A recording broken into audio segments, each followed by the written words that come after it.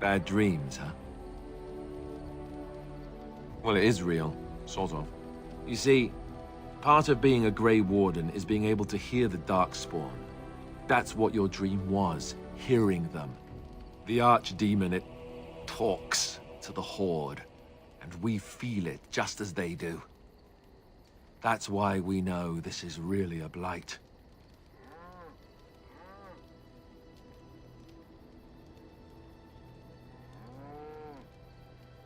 I don't know if it's really a dragon, but it sure looks like one. But yes, that's the Archdemon. It takes a bit, but eventually you can block the dreams out. Some of the older Grey Wardens say they can understand the Archdemon a bit, but I sure can't. Anyhow, when I heard you thrashing around, I thought I should tell you. It was scary at first for me too.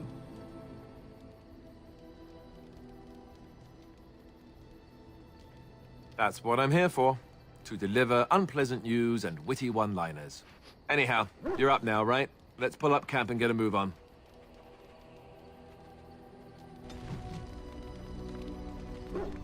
What do you need?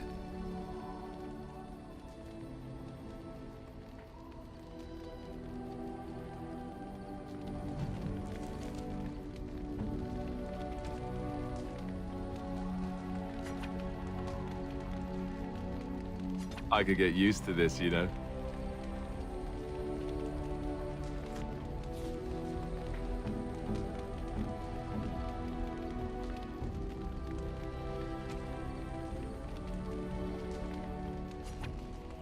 Oh, how dear of you. Thank you so much. Oh, how dear of you. Thank you so much.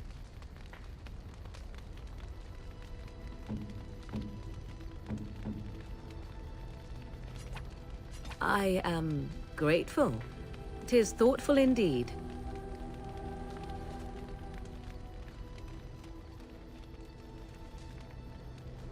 Yes? Something you need? Yes? What's on your mind? My mother was from Denerim, and I consider myself a Ferelden. Mother served an Orlesian noblewoman who lived here when Orlais ruled. When Orlais was defeated and the common folk began to resent the presence of any Orlesian, the lady returned to Orlais. She took my mother with her. I was born in Orlais and did not set foot in Ferelden till much later. Mother was always telling me stories of her homeland. I think she missed it. Mother died when I was very young. Lady Cecily let me stay with her. I had no one else. She was quite old then, and she had me study music and dance to entertain her. It is unfair that I have more memories of Cecily than my mother. Strangely, the only thing I really remember of Mother was her scent. She kept dried flowers in her closet amongst her clothes. Small white Ferelden wildflowers with a sweet fragrance.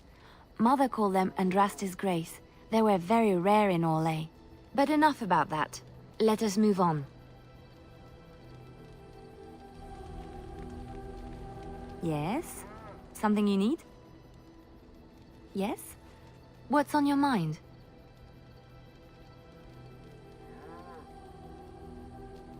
I miss Val-Royeaux. Unlike other cities where the people are the lifeblood and the character, Val-Royeaux was her own person, and her people little more than decorations. There was always music in Val-Royeaux, streaming from the many windows, quiet refrains and triumphant choruses, and always, floating above that all, the chant, coming from the grand cathedral. It was magnificent. Oh, it would take me a day or two to talk about the many splendors of Orlais, her golden fields, her lush meadows. Of course there are good things and bad things about Orlais, like anywhere else. Sometimes I miss it dearly, and sometimes I'm glad I'm rid of it. And you will laugh at this, but I miss the fine things I had in Orlais.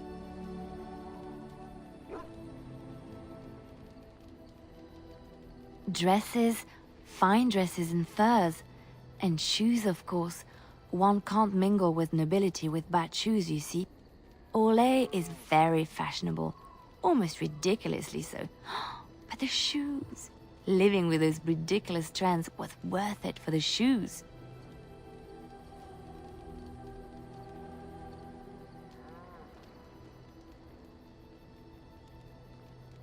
When I left Orlais, the fashion was shoes with delicate tapered heels and embellishments in the front. A ribbon, perhaps, or embroidery. In soft colors, of course. It was spring. I had my eye on a pair my shoemaker was working on. It was covered in pale blue silk, with amber beads on the toe. The shoes made in Orlais were exquisite. Not at all like these clunky fur-lined leather boots you have in Ferelden. Ugh, just look at them. Thank you. It's kind of you to say so, even wearing these mud-covered horrors. They're sturdy shoes, but sometimes a girl just wants to have pretty feet. Oh, I could talk about shoes all day, but we have things to do, don't we?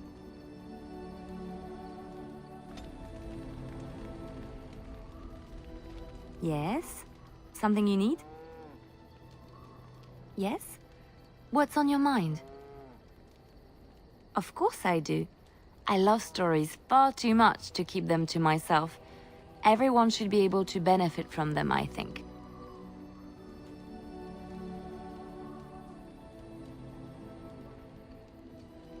Of course, Orlesians enjoy telling stories. I shall tell you my favorite tale of Aveline, the Knight of Orlais. A long time ago, a girl child was born to a farmer. He had hoped for a son, not a daughter, and so he told his wife to abandon the child in the woods. Before the cold could claim her, the baby was found by a tribe of Dalish elves who took pity on the poor mewling thing and raised her as their own. Aveline, for that is what they called her, grew strong and quick and clever under the guidance of the elves. She learned to wield the sword as well as any man, could kill a deer with an arrow at 100 paces, and was as graceful on the back of a horse as she was on foot. Aveline's Dalish guardians saw that she could easily best any Orlesian chevalier in battle, and wanted to show the cruel humans the child they had left to die. They bestowed upon her a fine horse and armor, and sent her to prove herself to her people in the grand tourney. Now in those days, no woman was allowed to take up arms, let alone compete in the grand tourney, but Aveline kept her helmet on and was not discovered. Aveline won many events and gained the approval of the adoring crowd. Eventually, she came face to face with the knight Kaleva in the grand melee. Aveline had already bested him in the joust, and Kaleva was determined not to lose a second time. Out of desperation to regain his honor, Kaleva tripped Aveline and tossed her to the ground, ripping off her helmet as he did so. Silence fell upon the arena as Aveline was revealed.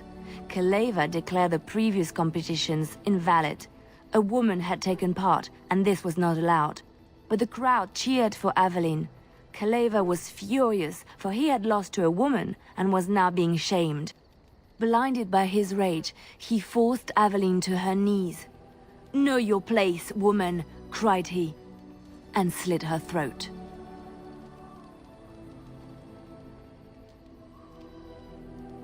The son of the king, Prince Freyan, was present. He recognized Aveline's skill and bravery and began to see the injustice done to the women in his land. When he was made king, he rewrote the laws of Orlais so that women could also become chevalier. He honored Aveline and knighted her after her death. And to this day, any female who is knighted reveres Aveline the Brave, for she is the patron of all women chevalier. Which one? Andraste was the Maker's chosen. The Maker had long since abandoned the world when the sound of her singing turned his ear. Beauty, grace, and wisdom enraptured him, and he offered to take her from this flawed world to become his divine bride. But Andraste had an earthly husband and would not forsake him. Instead, she beseeched the Maker to return to his people once more. So earnest was her plea that the Maker was moved, and promised that he would create a paradise on earth if all abandoned their false gods and turned once more to him. And this is why Andraste began her exalted march on the idolaters of the Tevinter Imperium. The Maker granted her his powers with which to smite her enemies. Andraste brought the Imperium to its knees, and her victories converted many to the worship of the Maker. Alas, it was the frailties of men that betrayed and killed Andraste. Her earthly husband, Maferath, a chieftain of the Alamari tribes himself, grew jealous as his wife's popularity and influence overshadowed his own. She was also revered as the Maker's betrothed, and Maferath began to see their own bond waning in significance as Andraste became ever more devoted to the Maker. Out of envy and spite, Maferath made a pact with the Archon Hessarian of Tevinter, allowing his beloved Andraste to be ambushed and captured. Andraste was burned at the stake in Minrathous, the capital of Tevinter.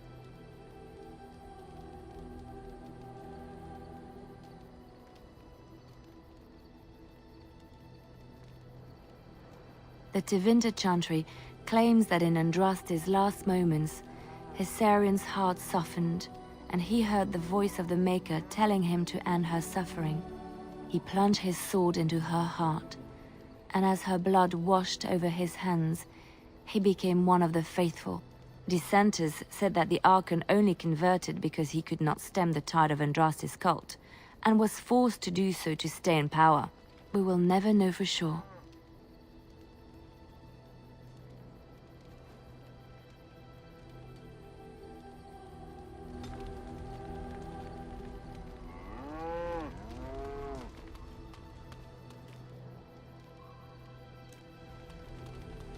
What do you need? Ask away.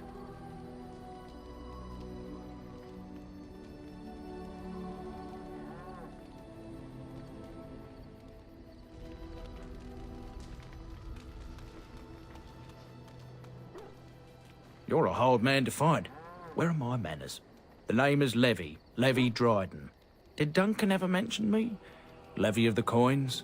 Levi the trader?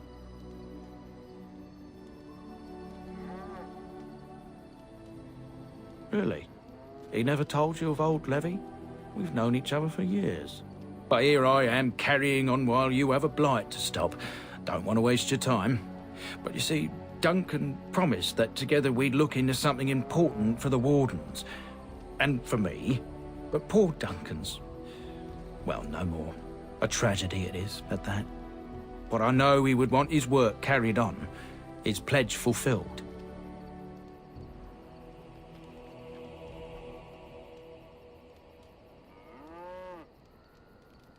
My family, well, past a bit checkered to see. Nobles look at us with disdain. My great-great-grandmother, Sophia Dryden, was the last Warden commander of Ferelden back when the Wardens were known as freeloaders. So King Arland banished the Wardens, and he took House Dryden's land and titles.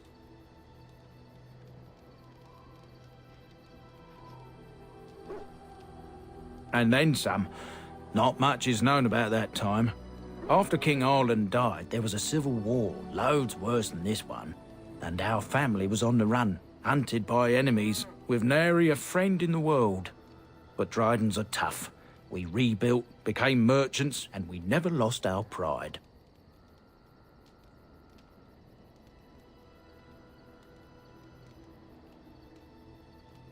Our family's only crime was guarding the kingdom against the blight. We're not ashamed of that.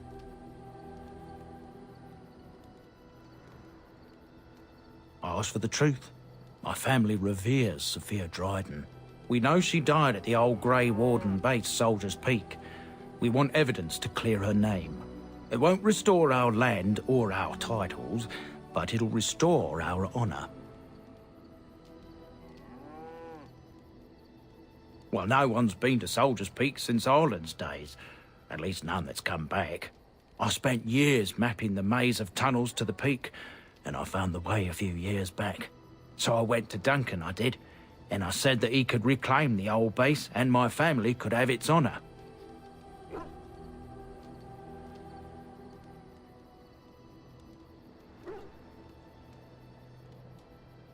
I can pick my way through the tunnels at the base of Soldier's Peak, but the place, well, they say it's haunted, and it'll be dangerous for certain. Will you think on it, at least?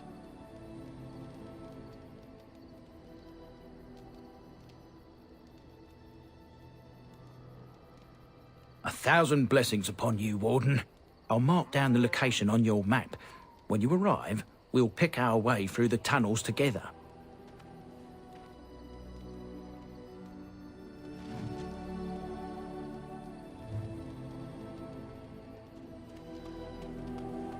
Ah, it's good to see you, my timely rescuer. Bodon Fennick at your service once again. I saw your camp and thought to myself, what safer place to rest for the evening than in the camp of a Grey Warden? I'm perfectly willing to offer you a fine discount for the inconvenience of our presence. How does that sound? Good? Yes?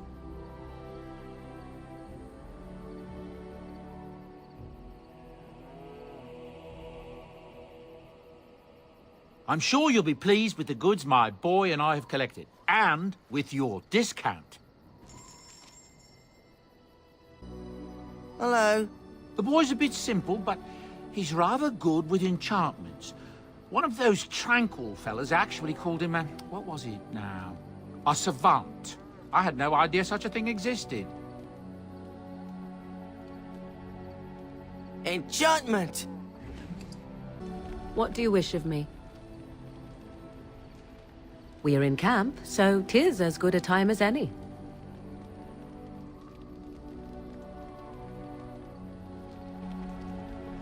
What do you wish of me? If you must. Well, that depends, does it not? What does she seem to be?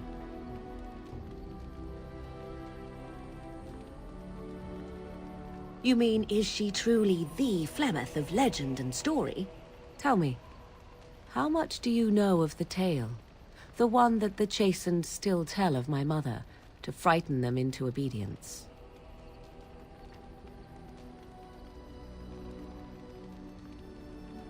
No doubt such a tale has mutated much over time and telling. I can relay what Flemeth once told me herself, and you can decide whether or not 'tis the truth, if you desire.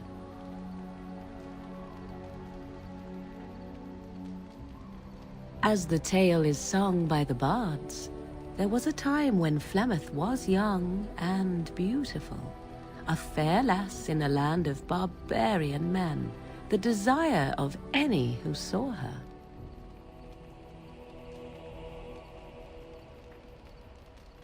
The tales say that Flemeth fell in love with Osen the Bard, and fled the castle of her husband, the dread Lord Conabar, and that he swore vengeance for her infidelity. In truth, my mother claims that 'twas Osen who was her husband, and Conabar the jealous lord who looked on from afar. Lord Conabar approached young Osen and offered him wealth and power in exchange for his lovely wife, and Osen agreed. The life of a bard is a poor one, and love fades in the wake of hunger. 'Twas Flemeth who suggested the arrangement. All would have been well had Lord Conabar kept his end of the bargain. But he was a foul man who bargained with coin he did not possess. Osen was led off to a field and slain, left for dead. Flemeth spoke to the spirits and learned of the deed, and swore revenge.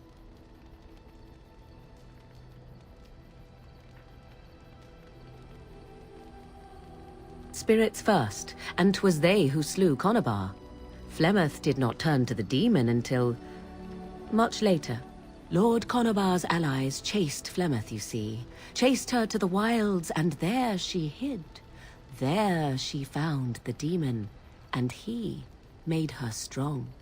The legends all speak of the great hero Cormac, he who defeated Flemeth and her great army when she invaded the lowlands centuries later. All lies.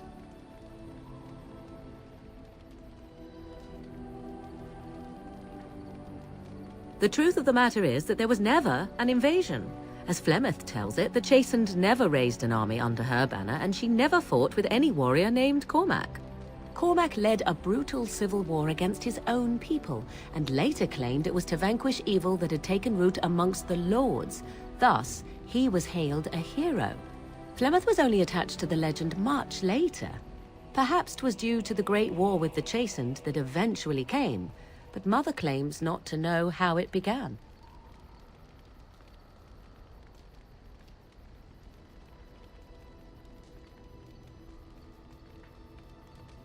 You ask if I have sisters.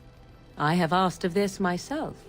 The stories tell of many witches of the wilds after all, not just the one. And these tales existed long before I did. Flemeth refuses to speak of other daughters, if they existed. So, should I believe I am her first? I doubt that too.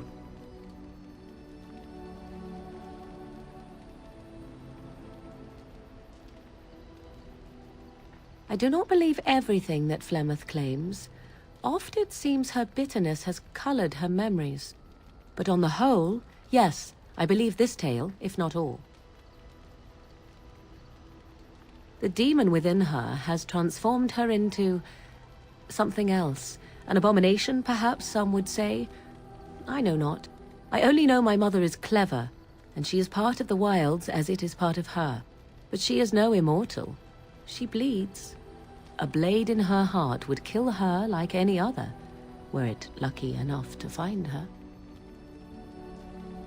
How often is this usually? Always? If not always, then when is it not true?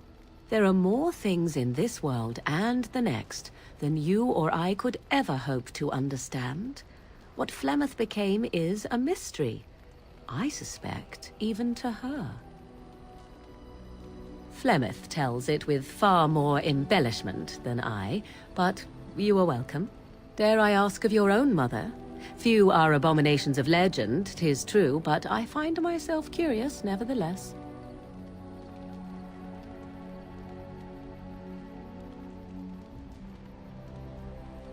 Ah, then you have my sympathies for what it is worth.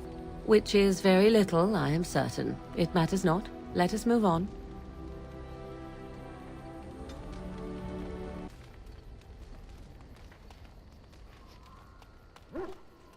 Oh, why, you little... Your furry friend here took offense at me getting near his food. He snapped at me, look.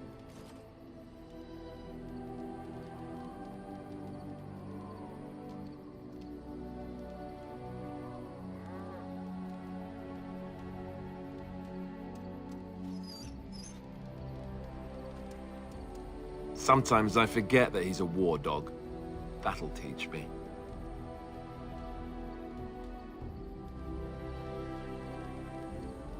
I once heard a really old legend about how the Hound warriors in the days of the old tribes would feed their Mabari the flesh of the vanquished. Well, that's what I heard anyway. It would sometimes be human flesh. Oh, like you can tell the difference. For all you know, maybe you've already been fed something. Someone.